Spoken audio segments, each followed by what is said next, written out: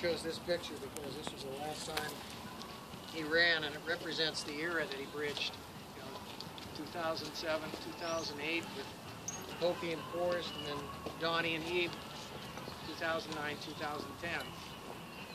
The reason we're all together is because we have that bond. And I know I've got a real closeness to the class of 2010 for what they did for me. Yesterday we beat Grant, and in that 4x4, the boys came from behind. I think Donnie felt it. There's a little bit of Eve in that. The way the guy came from behind and nailed him. He walked his own path. He was an independent guy. He spoke it like he wanted to speak it. If you pissed him off, you were going to hear it. But if you were a friend of Eve's, you were a friend for life. He would do anything for you. He's the first one I've lost. And I don't want to have any more. That's a testimony to you guys that you've come out to honor him. And we just want to have a little say here. We want to have 51 seconds quiet reflection in his honor. You're free to say whatever you want. And at the end, if any of you would like to go and have a beer, sit down and talk, we'll find a place. He was one hell of a guy.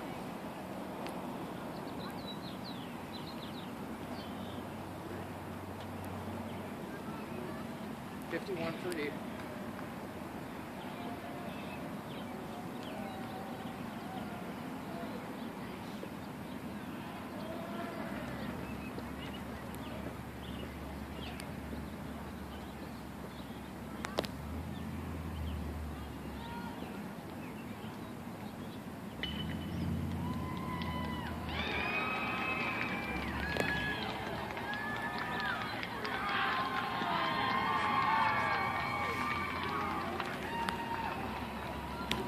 Say what you want to say. I wanted to share a story that Tim Albin could be here. He said the story, he wanted it told. He said on Sundays when he used to be coming down 82nd to get some takeout food, just have a day sitting around eating. He'd see Bakra and Eve running hard until repeats, and he'd feel like, oh geez, I'm just going to sit around and eat. These guys are out working. But Tim just wanted to remembered that he was the kind of athlete that if you didn't stop him, he would do repeat after repeat. I mean, you had to stop him from like grinding himself into the ground, because that was his drive and that was his ambition, and he was that kind of athlete. That's how I remembered it too. Yeah. Everybody else wants to step up and tell similar stories, please do. He had sickle cell. He would never tell anybody. He never stepped back. He always pushed forward. Even today, I bet him to pull his weight workout. He kept weight testing.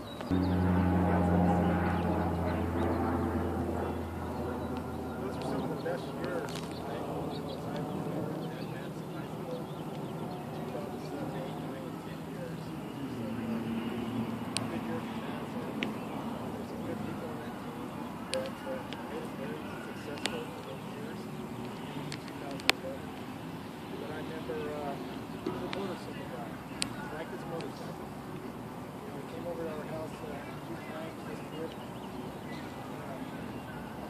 Everybody arrived except me. I never went out to motorcycle. But he liked doing that. And,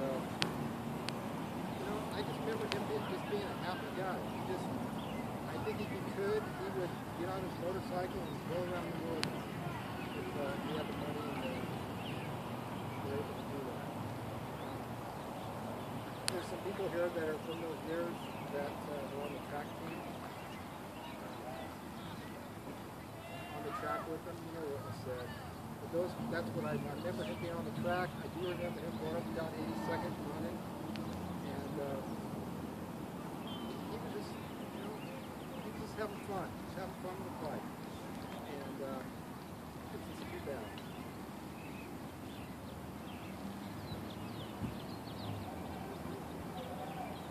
to a new family like this, he was always accepting. I'm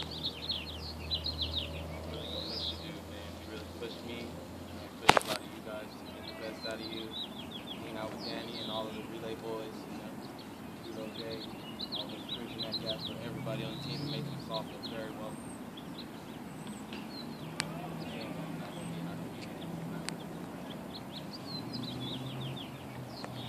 And I go, oh, so you're Muslim? And he's like, yeah. And he goes, are you Muslim? I'm like, no, I'm Christian. And you know, we started talking, and we talked about how if we were like back in Nigeria, we wouldn't be able to like talk together because of, you know, religious divide. But over here, we're you know, we're able to like transcend that gap. And you know, he goes, hey, so what do you do? And I go, well, I play soccer and wrestling. And he goes, anything else? I'm like, no. He's like, not anymore. You're doing track now. And I'm like, okay, that's cool. That works too. So, you know, next thing I know, I find myself out on the track, and you know, the rest is yeah. So,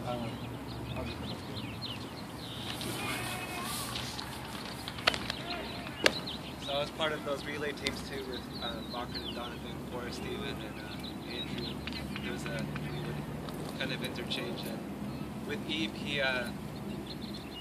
I felt like he always did push us, you know, and every time I wanted to give up on a workout or I wanted to dip out early, I would see him and I'm just like, man, I can't lose out to him, you know.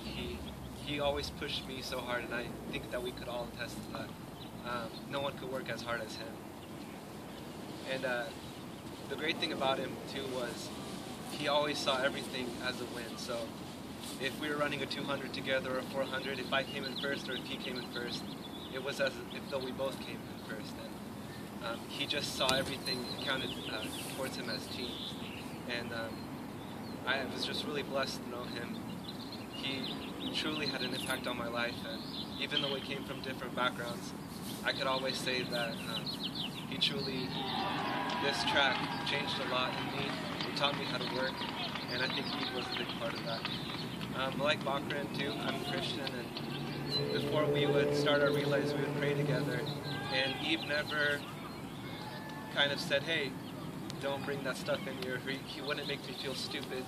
We would all just hug together and pray before the race, and just hope that we would do well, and most times we did. And I didn't talk to him very much outside of high school, and it's honestly one of the biggest regrets of my life. I wish I would have reached out to him more and hung out with him more, gone running and probably lost to him. But I'm going to miss him a lot, and I love him. And then he would just start in on Ross, and all of a sudden Ross would start breaking into that lap.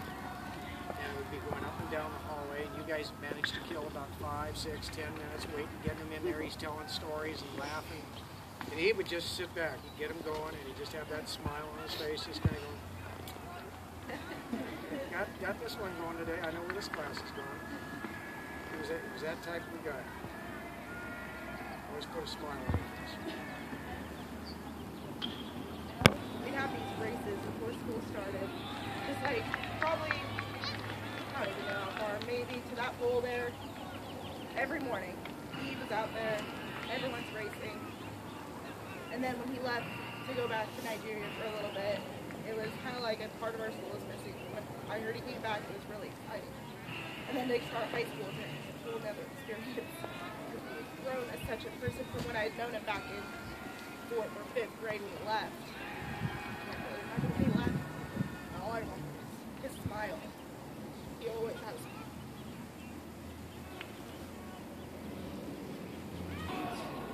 it's hard to find a word that really describes him to its fullest extent.